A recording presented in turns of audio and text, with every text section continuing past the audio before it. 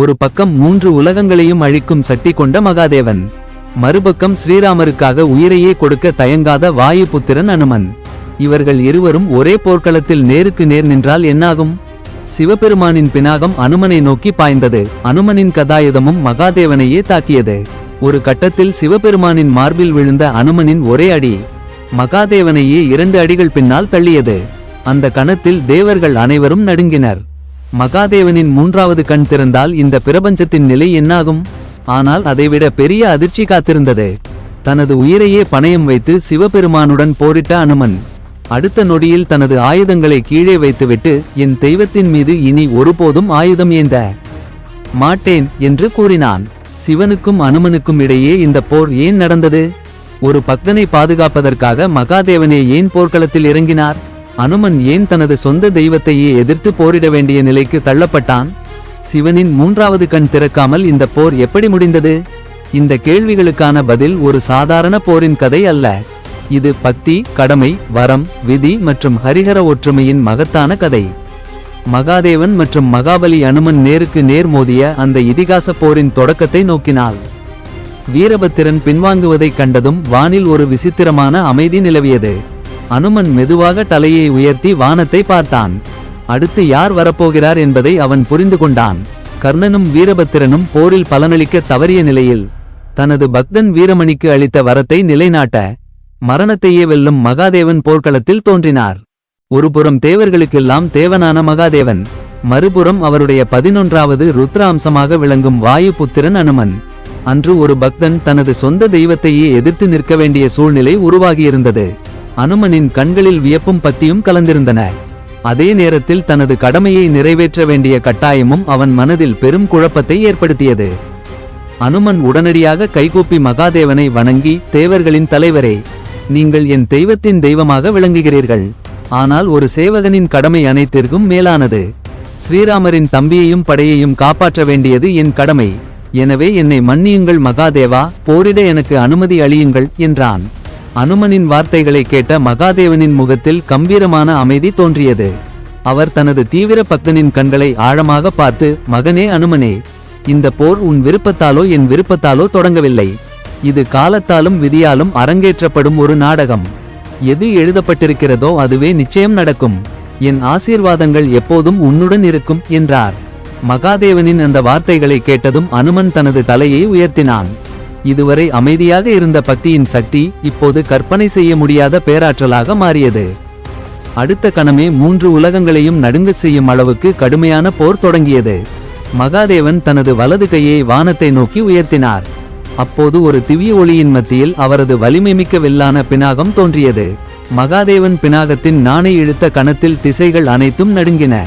மகாதேவனின் கைகளில் பினாகம் இருப்பதை பார்த்த அனுமன் தனது கதாயுதத்தை மெதுவாக தரையில் வைத்துவிட்டு தன்னிடம் மறைத்து வைத்திருந்த ஒரு அற்புதமான வில்லை வெளிப்படுத்தினான்.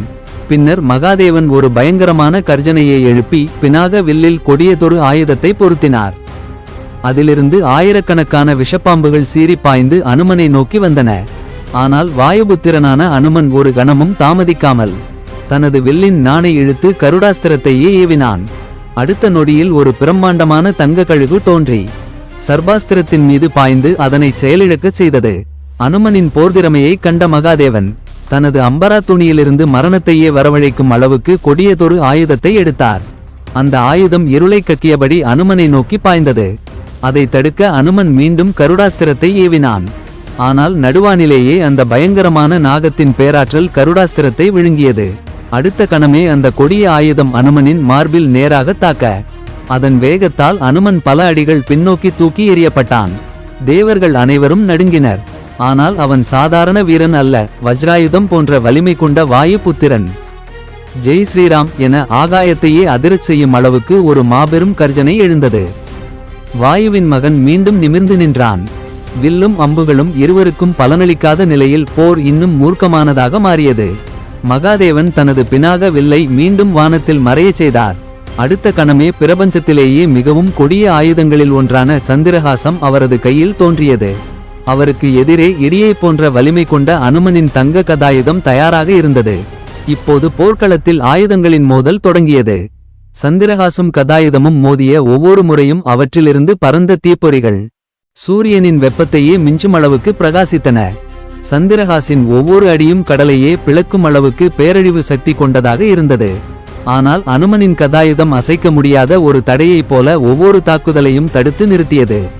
அனுமனின் அசாதாரணமான போர் திறமையை கண்ட மகாதேவனின் முகத்தில் ஒரு மெல்லிய புன்னகை தோன்றியது. அவர் அனுமனை பார்த்து, வா, உன் முழு சக்தியையும் எனக்கு காட்டு என் அடியானே என்றார். மகாதேவன் மீண்டும் சந்திரஹாசை வானத்தில் சுழற்றி மின்னல் வேகத்தில் வீசினார். சந்திரஹாசமும் அனுமனின் கதாயுதமும் மிக கடுமையாக மோதிக்கொண்டன. அந்த மோதலின் பேராற்றலை தாங்க முடியாமல் இரண்டு ஆயுதங்களும் தூக்கி எறியப்பட்டன. ஆனால் போர் அங்கே நிற்கவில்லை. இப்போது ஆயுதங்கள் இல்லாமல் நேருக்கு நேர் கைகலப்பு தொடங்கியது. இருவரும் ஒருவரையொருவர் இறுக பற்றிக் கொண்டனர். உக்கிரமான வடிவத்தில் இருந்த மகாதேவன் அனுமனின் தோளில் ஒரு சக்தி வாய்ந்த அடியை பதித்தார். அந்த அடியின் தாக்கத்தால் அனுமன் தடுமாறி பின்வாங்கினான். ஆனால் அடுத்த கணமே அனுமன் தனது கண்களை மூடி தன் இதயத்தில் வீற்றிருந்த ஸ்ரீராமரை நினைவு கூர்ந்தான். அந்த நினைவு அவனுக்குள் மறைந்திருந்த சக்தியை மீண்டும் எழுப்பியது. வாயு புத்திரன் தனது வலது கையில் ருத்ராம்சத்தின் முழு சக்தியையும் திரட்டி ஒரு பயங்கர கர்ஜனையுடன் மகாதேவனின் மார்பில் ஒரு அடியை கொடுத்தான். அந்த அடி அவ்வளவு சக்தி வாய்ந்ததாக இருந்ததால் மகாதேவனே 2 அடிகள் பின்னால் தள்ளப்பட்டார். ஆனால் அந்த ஒரே அடியின் அதிர்ச்சி அனுமனையும் நிலைதடுமாறச் செய்து பல அடிகள் பின்னால் சறுக்கி செல்ல வைத்தது. இறுதியாக தன் உடலுக்குள் பொங்கி எழுந்த அளவிட முடியாத சக்தியை அடக்கிக் கொண்டு அனுமன் ஒரு முழங்காலில் விழுந்தான். அக்கணத்தில் தேவலோகத்தின் காற்றே உறைந்து போனது. தேவர்கள், கந்தர்வர்கள் என அனைவரும் மகாதேவனின் 3வது கண் திறக்கப் போகிறதா, இந்த பிரபஞ்சமே அழியப் போகிறதா என்று அஞ்சினர். ஆனால் அனைவரும் எதிர்பார்த்த பேரழிவு நெருப்பிற்கு பதிலாக மகாதேவனின் முகத்தில் ஒரு அன்பான புன்னகை மலர்ந்தது. அவர் அனுமனை பார்த்து, மகனே, உன்னுடைய அச்சமற்ற அசைக்க முடியாத பக்தி என்னை மகிழ்வித்துள்ளது. நீ விரும்பும் வரத்தை கேள். ஆனால் போரை நிறுத்துவதற்கான வரத்தை மட்டும் கேட்காதே, ஏனெனில் இது இன்னும் முடிவடையவில்லை என்றார். அனுமன் உடனே கைகூப்பி, எல்லா காலங்களுக்கும் அதிபதியான இறைவா, ஸ்ரீராமரின் தம்பியான சத்ருக்னனையும் புஷ்யனையும் அயோத்தியின் முழு படையையும் மீண்டும் உயிர்ப்பித்து நலமடையச் செய்யுங்கள் என்றான். மகாதேவன் புன்னகையுடன், அப்படியே ஆகட்டும் என்ற மறுநொடியில் முழு படையும் உயிர் பெற்றது. படை மீண்டும் உயிர் பெற்றதைக் கண்ட அனுமன் தனது ஆயுதங்கள் அனைத்தையும் கீழே வைத்துவிட்டு மகாதேவனின் முன் கைகூப்பி நின்றான். இறைவா, ஒரு பாதுகாவலனாக எனக்கு கொடுக்கப்பட்ட கடமை நிறைவேறிவிட்டது. என் உடலில் உயிர் இருக்கும் வரை நான் மீண்டும் என் தெய்வத்தின் மீது ஆயுதம் ஏந்த மாட்டேன். நீங்கள் விரும்பினால் என்னை சாம்பலாகவே எரித்துவிடலாம் என்றான். ஆனால் மகாதேவன் போரை நிறுத்த தயாராக இல்லை. அனுமனை மீண்டும் போரிடச் செய்வதற்காக அவனை தாக்கத் தொடங்கினார். ஆனால் அனுமன் பதிலடி கொடுக்காமல் தன் தெய்வத்தின் தாக்குதல்களை அமைதியாக தாங்கிக் கொண்டான்.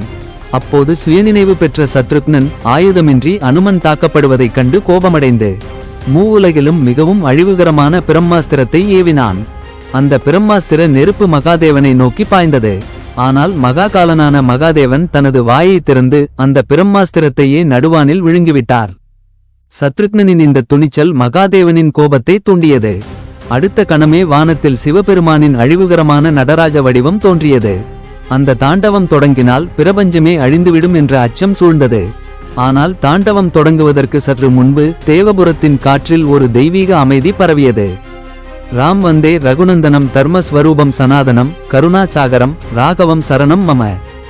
ஜெய் சியா ராம். தன் அன்புக்குரிய சிவபெருமானை அந்த உக்கிரமான கோலத்தில் கண்ட ஸ்ரீராமர் உடனடியாக தோன்றி, பிரணாம் மகாதேவ் என்றார். அந்த தெய்வீக குரல் கேட்ட அடுத்த நொடியில் சிவபெருமானின் கோபம் அனைத்தும் மறைந்தது. சிவனின் உக்கிரமான வடிவம் சாந்தமடைந்து இரு உன்னத சக்திகளும் அன்புடன் ஒருவரை ஒருவர் வணங்கின. இந்த தெய்வீக காட்சியை கண்ட வீரமணி மன்னன் தான் செய்த தவறை உணர்ந்து தனது கிரீடத்தை கழற்றி ராஜ்யம் முழுவதையும் ஸ்ரீராமரின் பாதங்களில் சமர்ப்பித்தான். அதன் பிறகு ஸ்ரீராமர் மகாதேவனை நோக்கி, இறைவா, நீ என் இதயத்தில் இருக்கிறாய். நானும் உன் இதயத்தில் இருக்கிறேன். என் சிவனை வெறுப்பவன் யாரும் என்னை அடைய முடியாது. அறியாதவர்களே ஹரியையும் ஹரனையும் தனித்தனியாக பார்க்கிறார்கள் என்று கூறி ஹரிஹர தத்துவத்தை உலகிற்கு உணர்த்தினார்.